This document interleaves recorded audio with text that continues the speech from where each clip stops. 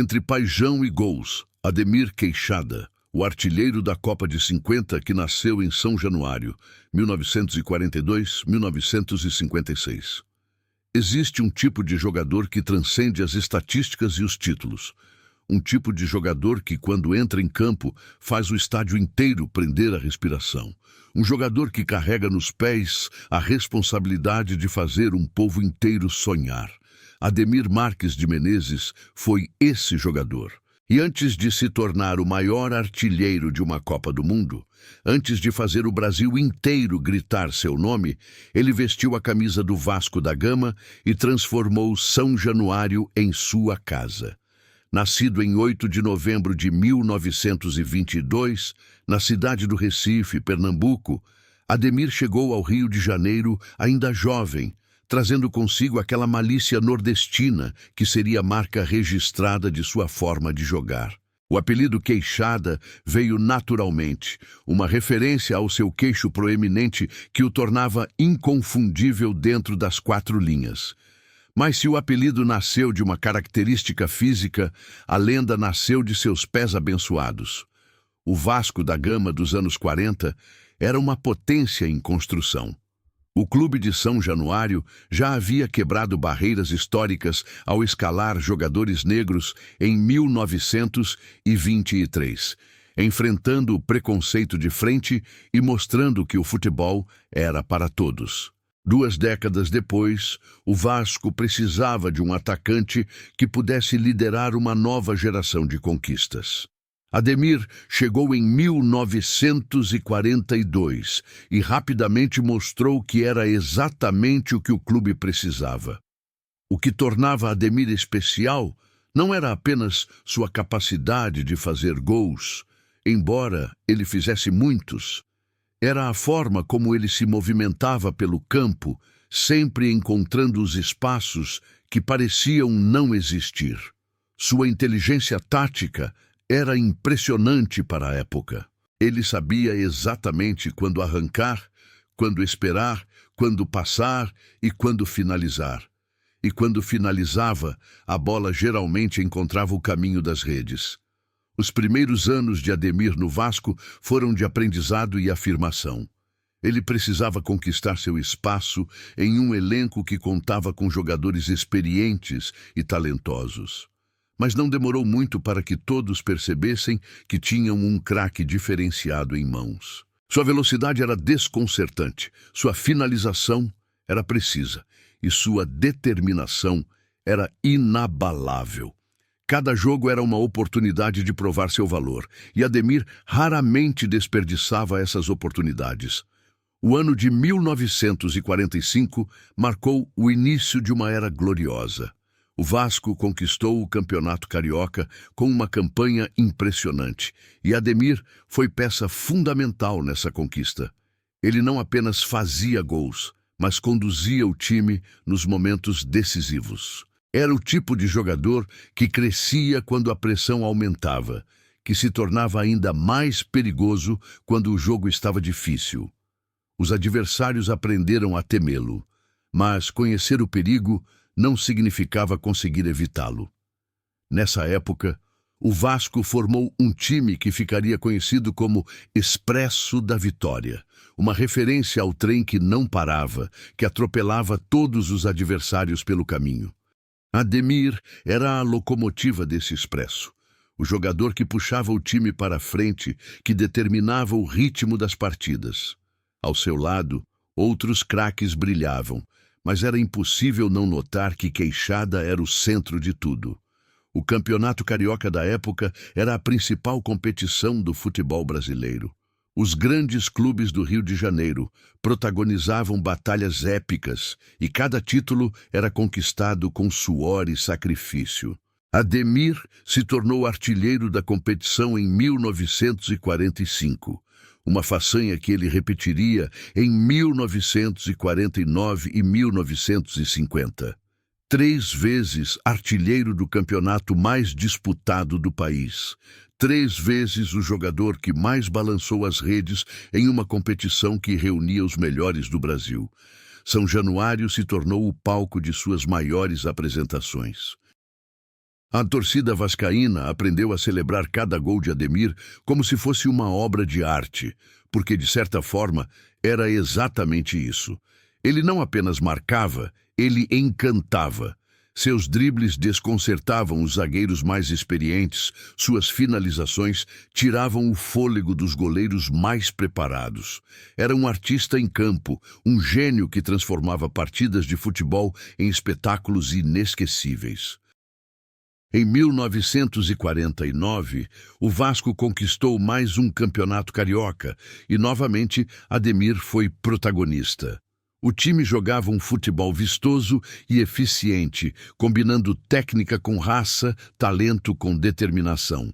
Ademir liderava pelo exemplo, mostrando aos companheiros que era possível ser genial e guerreiro ao mesmo tempo. Cada treino era uma oportunidade de melhorar. Cada jogo era uma chance de fazer história. Mas foi em 1950 que Ademir viveu o ano mais marcante de sua carreira. O Vasco novamente conquistou o Campeonato Carioca, com Ademir mais uma vez brilhando intensamente. Porém, o que tornaria aquele ano inesquecível seria a Copa do Mundo realizada no Brasil. Pela primeira vez, o país sediava o maior torneio de futebol do planeta, e as expectativas eram enormes. O Brasil precisava vencer, e Ademir seria peça fundamental nessa missão. A seleção brasileira daquela Copa do Mundo contava com vários jogadores do Vasco, uma prova da força do clube na época. Ademir chegou à competição em grande fase, determinado a mostrar ao mundo todo o seu talento. E foi exatamente isso que ele fez. No primeiro jogo, contra o México, o Brasil venceu por 4-0 e Ademir marcou 2 gols. Era apenas o começo de uma campanha histórica. Contra a Suíça, mais uma vitória brasileira. E Ademir novamente balançou as redes. Sua forma de jogar encantava o público presente nos estádios e os milhões que acompanhavam pelo rádio. Ele era rápido, inteligente e letal.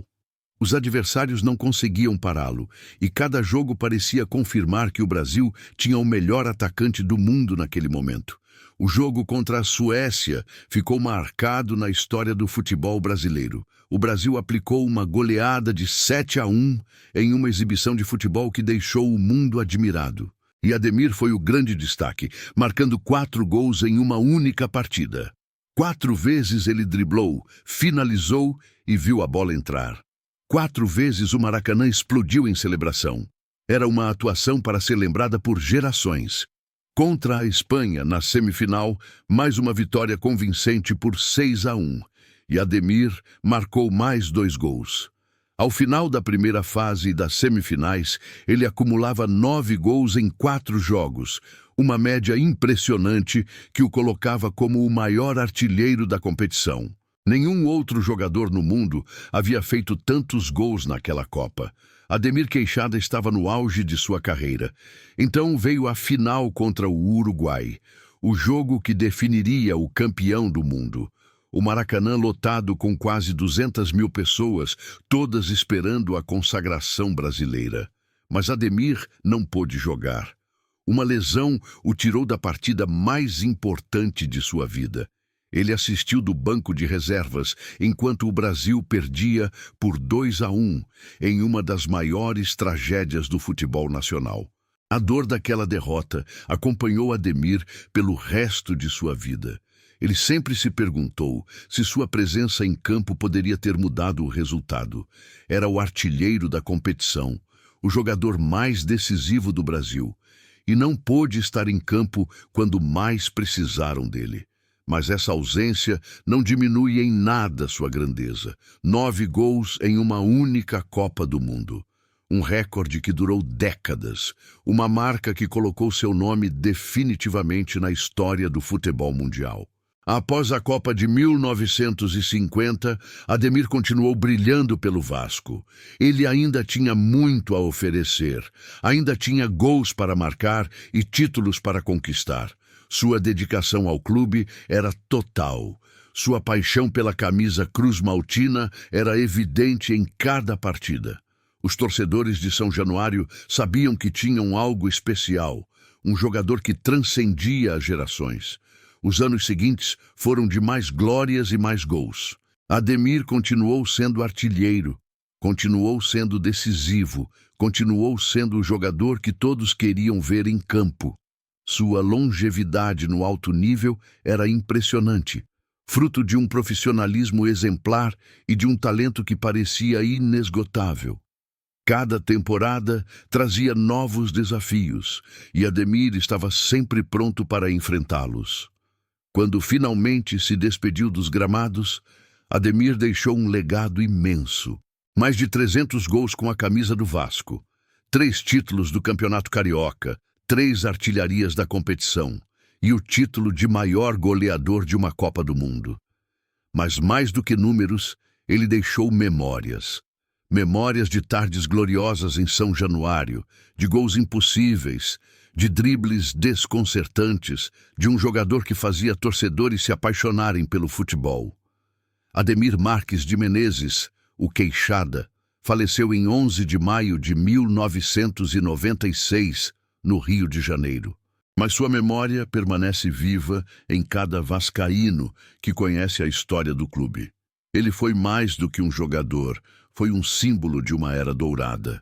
Um homem que provou que talento, dedicação e amor à camisa podem transformar um atleta em lenda. São Januário teve muitos ídolos ao longo de sua história, mas poucos brilharam tão intensamente quanto Ademir. E enquanto houver futebol, enquanto houver Vasco da Gama, seu nome será lembrado com reverência e admiração. Porque jogadores como Queixada não surgem a cada geração. Eles são raros, são especiais, são eternos. Roteiro 3. Coronel. Existem jogadores que nascem para comandar, jogadores que, independentemente da posição que ocupam, exercem uma liderança natural sobre seus companheiros. Jogadores que inspiram confiança apenas por estarem em campo, que elevam o nível de todos ao seu redor simplesmente por sua presença. Augusto da Costa, conhecido como Coronel, foi um desses líderes. Um zagueiro que transformou a defesa do Vasco em uma fortaleza, que comandou gerações de jogadores com sua voz firme e seu exemplo inabalável. O apelido Coronel não surgiu por acaso. Havia algo de militar na forma como ele se portava em campo. Uma disciplina férrea, uma organização impecável, uma capacidade de comandar que parecia vir naturalmente. Quando o coronel falava, os companheiros ouviam. Quando o coronel apontava uma direção, todos seguiam. Ele era o líder que toda a equipe precisa, o jogador que mantém o time unido nos momentos mais difíceis. Nascido para o futebol, Coronel chegou ao Vasco da Gama em 1949, em um momento de transição para o clube. O Vasco buscava se reafirmar como uma potência do futebol brasileiro e precisava de jogadores que pudessem liderar essa reconstrução. Coronel chegou jovem, mas já demonstrava uma maturidade impressionante. Sua leitura de jogo era excepcional. Sua capacidade de antecipar os movimentos dos atacantes adversários parecia sobrenatural. Os primeiros anos de Coronel no Vasco foram de aprendizado acelerado. Ele precisava se adaptar ao ritmo intenso do futebol carioca, à pressão de jogar em um clube grande, às exigências de uma torcida apaixonada. Mas cada desafio era superado com determinação. Coronel não era apenas talentoso, era obstinado. Ele queria ser o melhor. Queria levar o Vasco às maiores conquistas, queria deixar sua marca na história do clube. A posição de zagueiro exige características específicas que nem todos possuem. É preciso ter coragem para se jogar nas divididas, inteligência para ler as jogadas adversárias, força física para vencer os duelos aéreos, velocidade para acompanhar os atacantes rápidos. Coronel tinha todas essas qualidades em abundância. Mas tinha algo mais, uma presença intimidadora que fazia os atacantes pensarem 2 vezes antes de enfrentá-lo. O Vasco da década de 50 era um time repleto de talentos. A equipe, que ficou conhecida como Expresso da Vitória, contava com jogadores extraordinários em todas as posições. Mas mesmo nesse elenco estrelado, Coronel se destacava. Sua liderança organizava a defesa, sua voz comandava os companheiros, seu exemplo inspirava todos. Ele era o alicerce sobre o qual o time era construído. São Januário se tornou o palco de suas maiores atuações. A torcida vascaína aprendeu a confiar em Coronel, a saber que enquanto ele estivesse em campo, a defesa estaria protegida. Cada corte era celebrado, cada antecipação era aplaudida, cada dividida vencida aumentava ainda mais a admiração dos torcedores. Coronel não fazia gols, mas sua importância para o time era tão grande quanto a de qualquer artilheiro. A consistência era uma das maiores virtudes de Coronel. Enquanto alguns jogadores oscilavam entre atuações brilhantes e apresentações apagadas, ele mantinha um nível elevado jogo após jogo. Os técnicos sabiam que podiam contar com ele, que ele raramente decepcionava, que sua entrega era sempre total. Essa confiabilidade era fundamental para a construção de uma equipe vitoriosa. Os atacantes que enfrentavam o Vasco aprenderam a respeitar Coronel. Muitos chegavam confiantes, acreditando que poderiam superá-lo facilmente. Saíam de campo frustrados, tendo passado 90 minutos sendo anulados pelo zagueiro vascaíno. Coronel estudava seus adversários, conhecia seus pontos fortes e fracos, sabia exatamente como neutralizá-los. Era um estrategista dentro de campo, um general que planejava cada batalha. A parceria de Coronel com os outros defensores do Vasco era fundamental para o sucesso do time. Ele organizava a linha defensiva, determinava os posicionamentos, cobria os espaços que surgiam. Sua comunicação era constante, sua atenção era permanente. Nada escapava aos seus olhos atentos, nenhum movimento adversário passava despercebido. Era como ter um técnico dentro de campo, orientando o time em tempo real. Os clássicos cariocas eram os jogos em que Coronel mais brilhava. Contra Flamengo, Fluminense e Botafogo, ele elevava ainda mais seu nível de atuação. Sabia da importância dessas partidas para a torcida. Entendia que uma derrota em um clássico doía mais do que várias derrotas em jogos comuns. E se entregava completamente para garantir que o Vasco saísse vitorioso dessas batalhas. A faixa de capitão era seu símbolo máximo. Coronel não era apenas um jogador, era o líder do time, o representante dos companheiros dentro de campo. Ele conversava com os árbitros, motivava os colegas, cobrava quando necessário e elogiava quando merecido. Sua liderança ia além do futebol. Era uma liderança de caráter, de valores, de exemplo. Durante os anos 50, o futebol brasileiro vivia uma de suas eras mais gloriosas. A seleção havia chegado à final da Copa do Mundo de 50, conquistaria o título mundial em 58 e 62. Os clubes brasileiros eram respeitados em todo o continente, e o Vasco era um dos protagonistas desse período. Coronel fazia parte dessa história, contribuindo com sua dedicação e seu talento. A longevidade de Coronel no Vasco foi impressionante. Ele permaneceu no clube até 1961. Mais de uma década de serviços prestados à camisa cruz-maltina. Durante todo esse período, manteve-se como referência na posição, como exemplo para os mais jovens, como líder para todos os companheiros. Poucos jogadores conseguem se manter no topo por tanto tempo. Os treinos de Coronel eram lendários. Ele era o primeiro a chegar e o último a sair.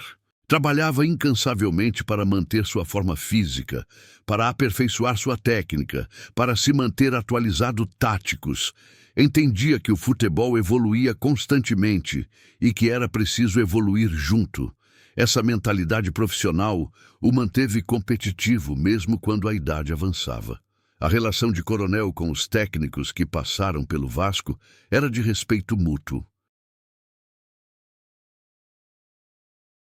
Eles reconheciam sua importância para o time, sua capacidade de transmitir as instruções táticas aos companheiros, sua inteligência para adaptar o jogo conforme as circunstâncias. Coronel era quase um auxiliar técnico dentro de campo, alguém que entendia o jogo profundamente e sabia como executar as estratégias planejadas. Quando finalmente se despediu do Vasco, Coronel deixou um vazio difícil de preencher. Não era apenas um jogador que partia, era uma era que terminava. Encontrar alguém com sua combinação de talento, liderança e dedicação seria tarefa quase impossível. O clube precisaria reconstruir sua defesa, encontrar novos líderes, formar uma nova identidade. Mas a base estava lançada, os ensinamentos permaneciam.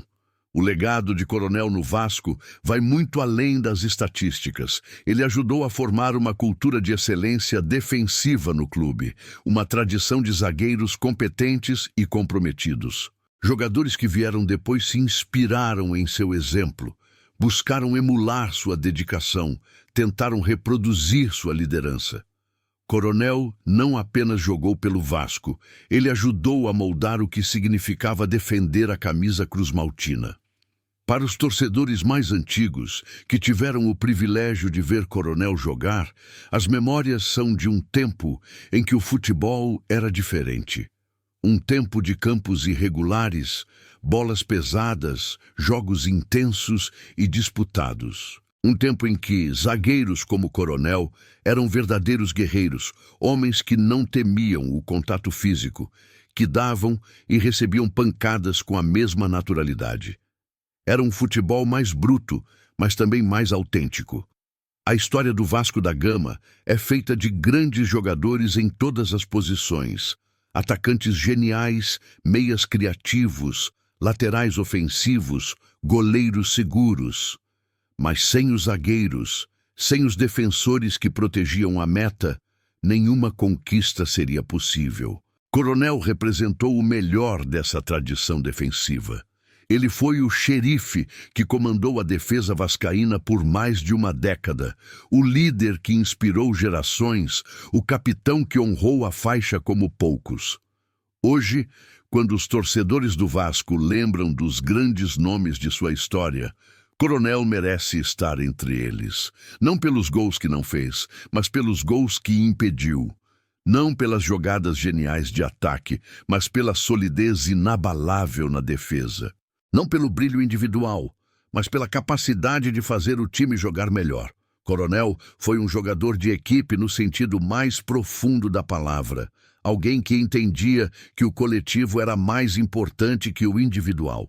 E é assim que ele deve ser lembrado. Como um líder, um comandante, um exemplo, como o Coronel que comandou a defesa do Vasco nos anos dourados do futebol brasileiro, como um homem que vestiu a camisa cruzmaltina com orgulho e a defendeu com todas as suas forças. São Januário teve muitos zagueiros ao longo de sua história, mas poucos deixaram uma marca tão profunda quanto Augusto da Costa, o eterno Coronel do Vasco da Gama.